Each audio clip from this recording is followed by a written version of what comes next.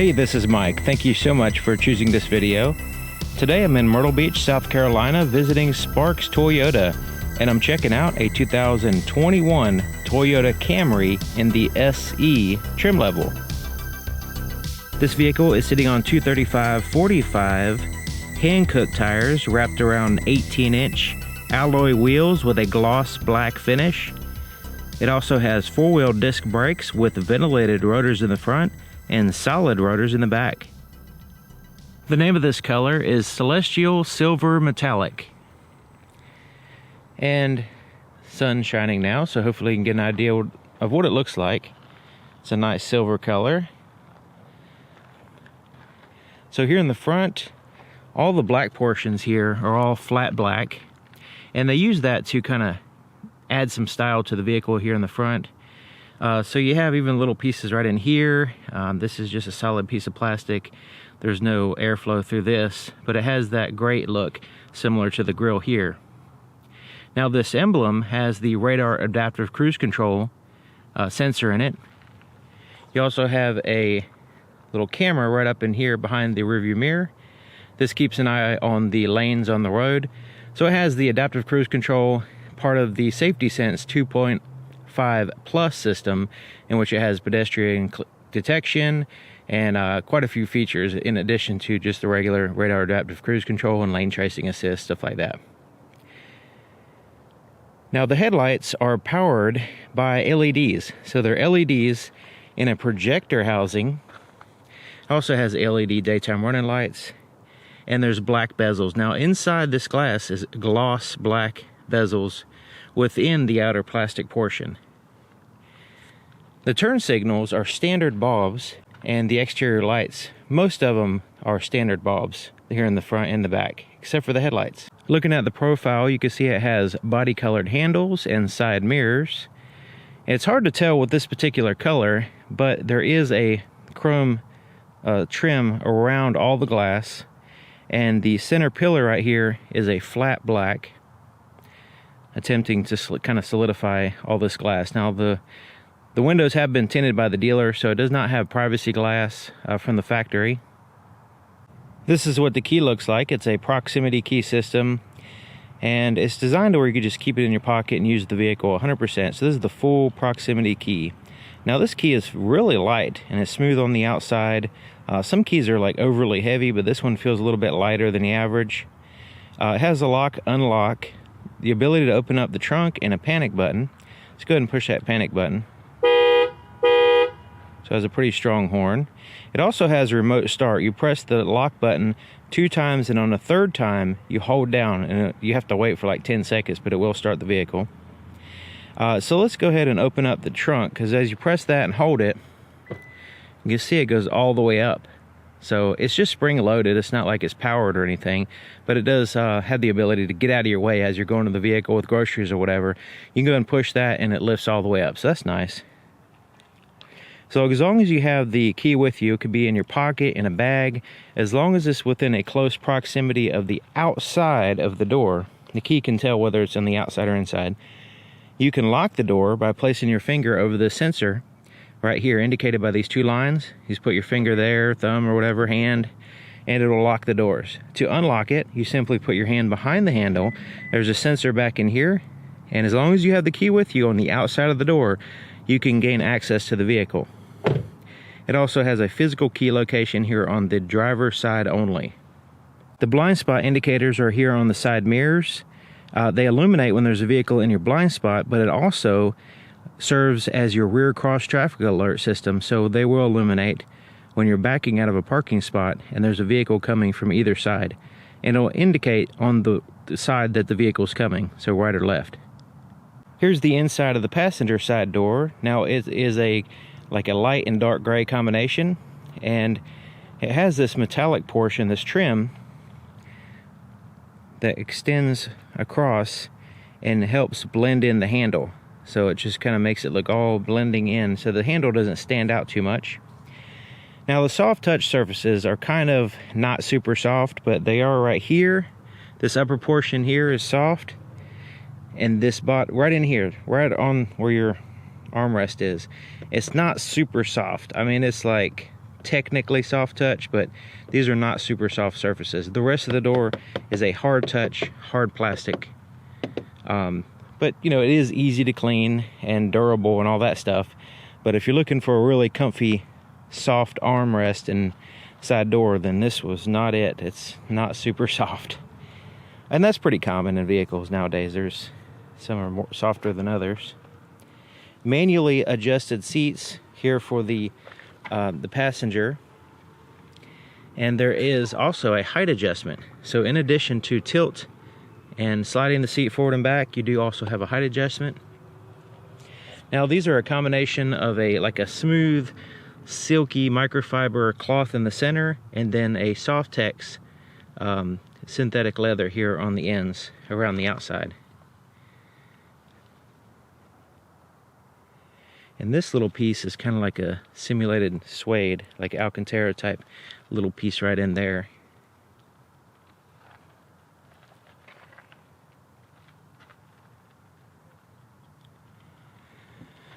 And check out the legroom. Plenty of legroom here, and not much tapering at all. Just wide open space. It does have a lockable glove compartment, and it's kind of like a shelf in there. I don't know if you can see that. It goes in as a shelf, like a flat surface, so you can lay something in there and it's not gonna get all crammed up. Right in here is a door for your cabin filter. Now this is a soft touch surface here. It's relatively soft. It's similar to the seats. It's like a Softex type material. And this is a soft material too. This actually feels softer than the door. It has this little concave piece right in here. Looking pretty neat.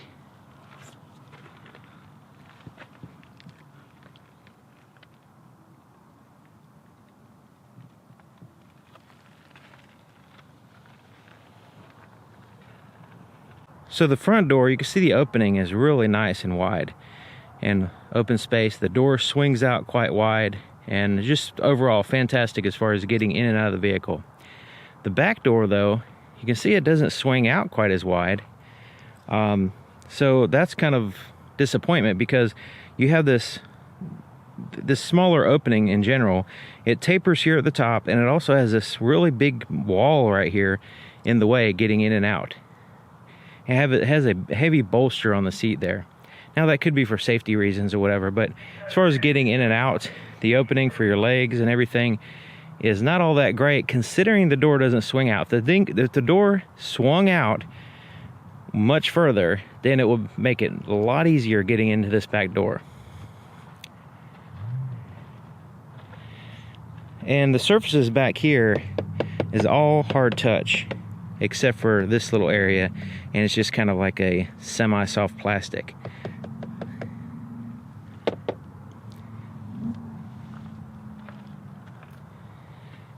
All right, so you can see that big bolster there on the side.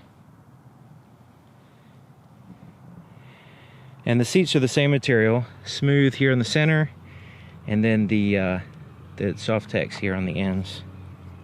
Now it does have the latch system for the car seats, but let me show you something here.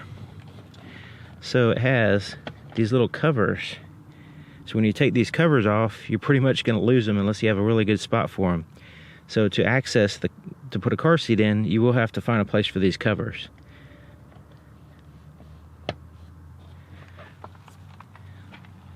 There's an armrest with cup holders. You can move that out of the way. So it's basically a bench seat with some bolsterings there on the sides. There's a little storage cubby right in here. A little bit of a hump in the middle, pretty significant. And you can see it has these pockets on the back of both front seats. This is the Softex synthetic leather material here on the back of the seat. But overall, good legroom back here once you get in. Taking a look at the back of the vehicle, it has a shark fin antenna here in the center, and it's body colored. Third brake light is at the base of the glass right in here, and that's powered by LEDs. Little deck lid spoiler across the back, the trunk. subtle and body colored, so it blends in. It doesn't look too tacky or anything. The tail lights are all standard bulbs back here, turn signals, everything.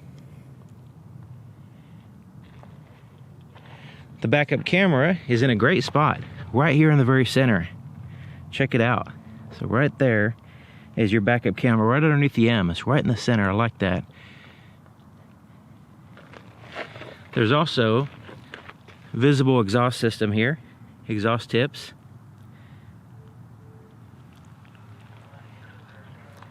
So we can use the key to open up the trunk here, like I showed you before, but there's also a button all the way here to the right. So right in here, push it and it releases the trunk, and the tag lights appear to be LEDs. Yeah, they're LEDs. There's your backup camera, nice integrated in the middle. I love that. You also have a physical key to open up the trunk if you need it. There's the button there. It's kind of like rubberized feeling, so you can find it without looking under there.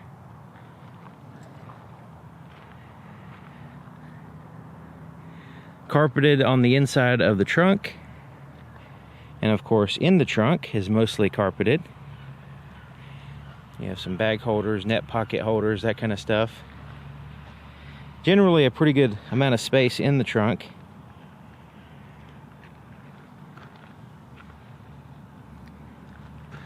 To release and fold down the seats, there is these pull cables here and there. But you can see there's one light back here in the trunk, a standard bulb. It's in the center. You can see all this exposed metal under here. So if you're stacking your luggage here in the trunk, you want to watch out so it doesn't get damaged by all this exposed metal. Some of it's a little bit sharp. So right in here is this relatively small opening, but it does help you add to your cargo space when you need it.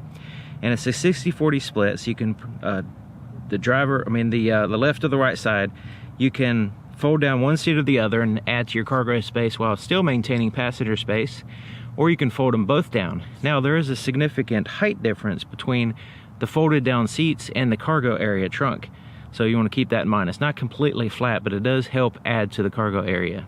This lifts up and it's super thin. It's like this plastic cardboard type material, so it seems like, but it has this little hook that you can lift it up and hook it here, which is pretty neat. And here's your tools for your spare tire, your jack and all that stuff, and it's all placed into this styrofoam piece. And this lifts up. It's not very heavy, and that's where you find your donut spare tire.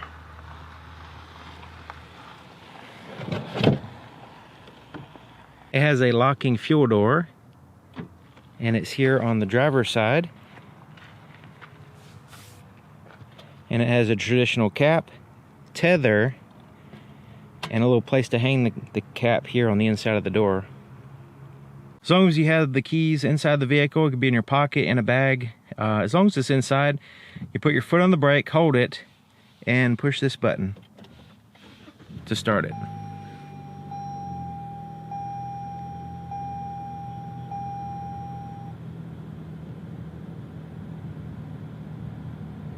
Here's the floorboard in front of the driver's seat. Now you notice the floor mats are not in place, but they do have these little places to hook him, so the floor mat doesn't slide around on you. There's your accelerator and brake pedal. Now you notice the accelerator pivots there at the bottom. It has a footrest here on the far left and a foot actuated parking brake here. So let's take a look under the hood. To open the hood, there is a latch a little bit to the right of center. So right in here, there's a center line that's a little bit to the right. Just reach in and lift up, and it releases the hood. So you can see there's the latch right there. And it does require a prop to hold it up, but it's not a super heavy hood. The prop is on the underside of the hood, and it swings down and goes right to that arrow. The underside of the hood has insulation. There's a seal across the front and the back of the engine compartment and the sides. So it's mostly sealed up. This helps with airflow, also noise. and there's an insulated firewall. The strut towers are braced together by this bar. You see that bar right in here? Well, that connects here to the top of each strut tower to stabilize and make it more strong. Stabilize the front end for cornering and just overall stability on the road. Your battery is easy to get to here.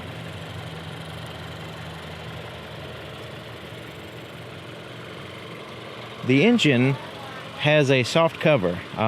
So this piece right here is like super soft. It's quite dense, but it is relatively soft. Maybe they should put that material on the armrests in the vehicle. That'd be nice. But it's really, supposedly, from what I understand, it's like a safety feature for pedestrian collisions. Hopefully that'll never happen. And it does have some heat shielding back here because the exhaust flows in the back of the engine. The intake is here on the front. This vehicle is powered by a 2.5 liter 4-cylinder engine with 203 horsepower and 184 pound-feet of torque, and it's paired to an 8-speed automatic transmission. The inside of the driver's side door is just like the other side, except for it has a few more buttons. So the power windows, they're one touch up and down on all 4 windows. So you go like that. Just you see the speed there in which they go up and down quite fast. Door lock controls, and then your side mirrors, you adjust it here. You just pick a side and adjust it with a little joystick there.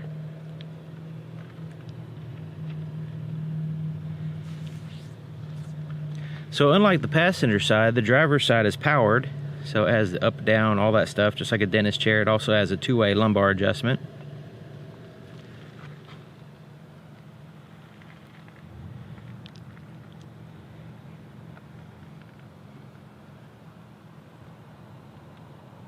To the left of the steering column, there's this little pocket right here. It's like a little tiny glove compartment that you can put some stuff.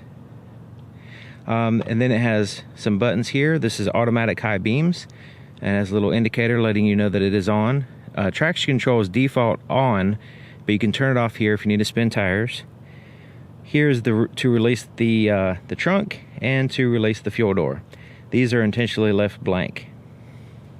It also has a tilt and telescoping steering column that you lock in place here. And right in here is to reset your trip and your dimmer switch for your interior gauges, so you can adjust the brightness here. I'm sitting in the driver's seat checking it out, and I have the seat all the way back and all the way down to give you an idea of what the legroom's all about. Now I have the door open right now because it's quite dark in here with the black carpet and my black shoes and all that stuff, but I wanted to show you that I'm 6 feet tall and I can put my legs straight out. I can lock my knees and I can put my legs straight out. So this is too far back for me. So we'll need to pull it up. But just to give you an idea of the potential legroom here, is quite good. You even have a little bit of side knee action there. And this is hard plastic, so if your leg was kind of pressed up against it, it would be a little bit uncomfortable. So let me shut the door. So you can see there's quite a bit of knee room here as well.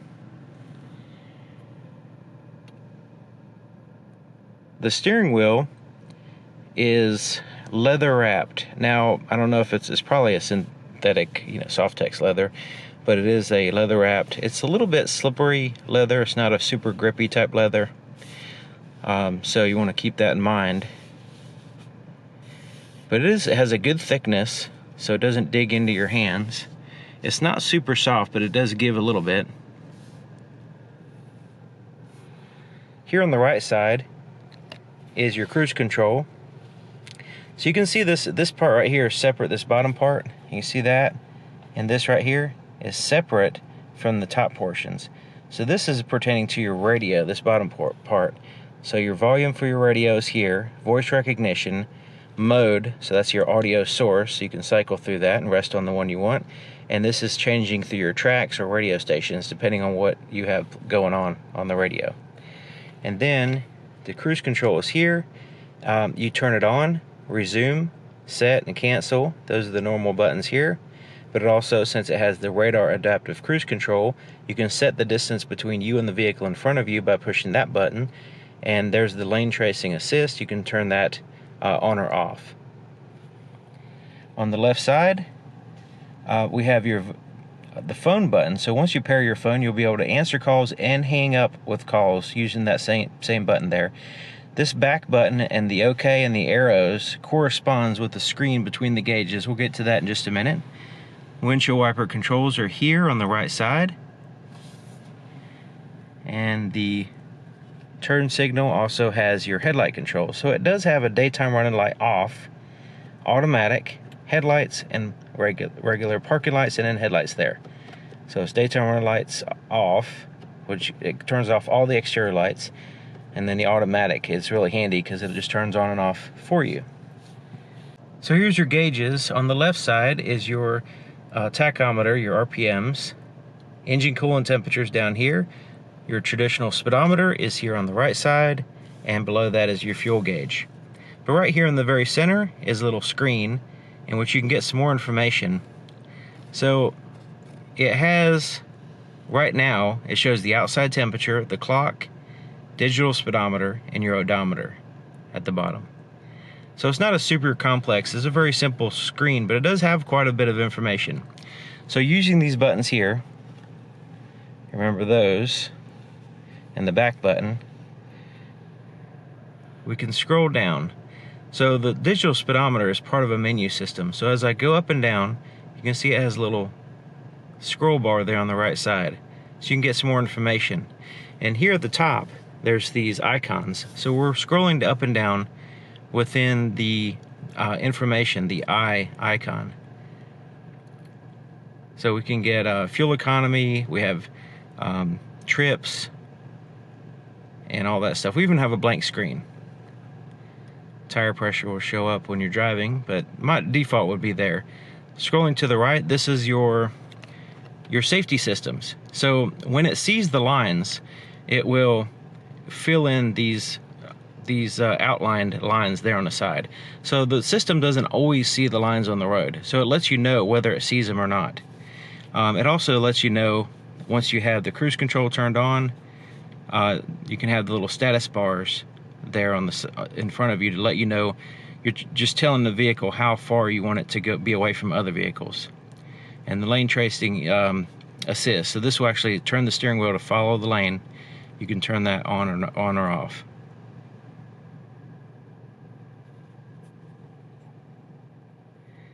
Alright, so scrolling to the right, the next icon will be stored messages. The next icon will be settings, so we can turn on or off safety features, and then we can go into a more vehicle settings, which is more advanced, more in-depth as far as more settings basically.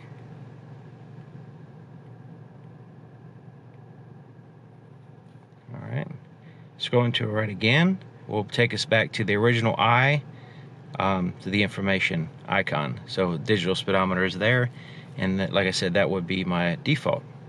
So here's the touch screen, and the touch screen has physical buttons here on the outside as well as the screen itself. There's a physical volume knob, tune through the stations, and these are actual buttons. So this right here is the home button, which takes you to this screen, which is kind of a split between radio, phone, and in this case the fuel economy information. So like say if we want to go to the radio, we just tap that square and it takes us to the radio. While we're here, it has your presets there at the bottom. It has album art on the satellite radio. You can change your audio source. So it has AM, FM, satellite radio, USB, and Bluetooth. Let's go to the menu button right here. So this has audio, phone, different apps, projection. This is for your Apple CarPlay and Android Auto. So once you plug in a device, it has to be physically plugged in to the system through the USB port, and it'll pop up there whether it be Apple CarPlay or Android Auto. You can also have apps here. So this would be Toyota apps. So you would have to have your phone paired and all that stuff. And this is, you can go and set up your vehicle when you first get it. So like say if you want to turn off that beep, that kind of stuff. Audio. Now this one does not have the navigation installed, but you can have it installed. We already saw the audio. We can seek through tracks. We can go to your phone information, and then you can go directly to the app. So there's redundancy as far as, you know, the touch screen and then also physical buttons as well. So if you're in another screen, you can always push the physical button to get where you want to go.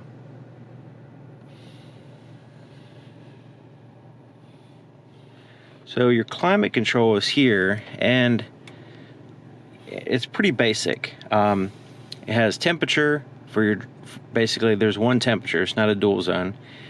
Fan speed, where you want the air to blow, front and rear defrosters. Now the rear defroster also turns on heated side mirrors, recirculate the air, and you also have automatic setting here as well. This is where you'll find your ports for your USB and a 12-volt power supply here. Now that's the USB you would use for your Apple CarPlay or Android Auto. So you probably put your phone right in here. Now this slides back, and there's a pretty good sized compartment in here. But you can always pull it forward as well. Now there's enough room that you can place a phone here, plug it in, and slide this back out of your way if you wanted to, and the wire can come through here.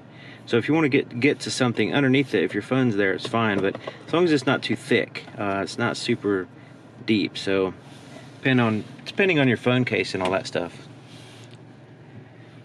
Alright, there is cup holders here, and it has these little things that articulates to accommodate for different size cups. It's also open there in the center for mug handles, or just utilizing this space for more than just cups and bottles and stuff. Here's your shifter, and let's go ahead and put it in reverse, and it'll pop up the backup camera when you put it in reverse.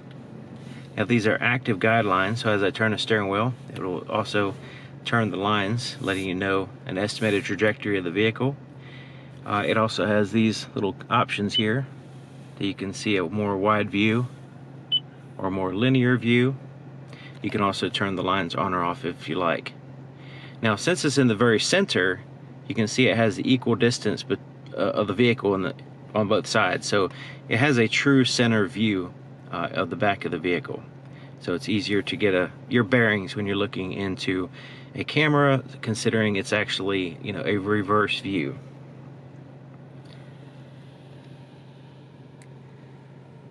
Alright, continuing down, there's neutral, and then there's drive.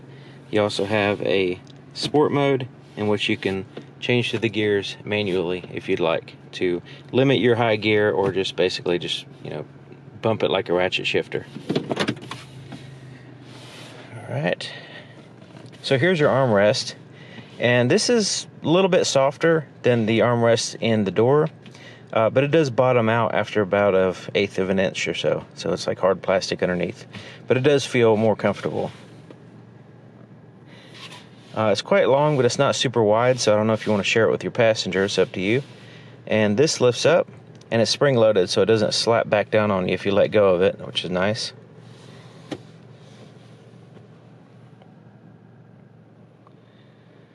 And here's a compartment, and it has USB charge ports here. And lift it up here so you can see what I'm talking about. One is the USB-C, and one is a standard USB. It's overall a nice big open compartment. Has this felt lining at the bottom, which it's hard for the camera to focus on. There you go, you can get an idea of how big it is here. Now if you were to replace this with a lighter material, then it might make it easier to see in there instead of just all black. The rearview mirror is an auto dim rearview mirror.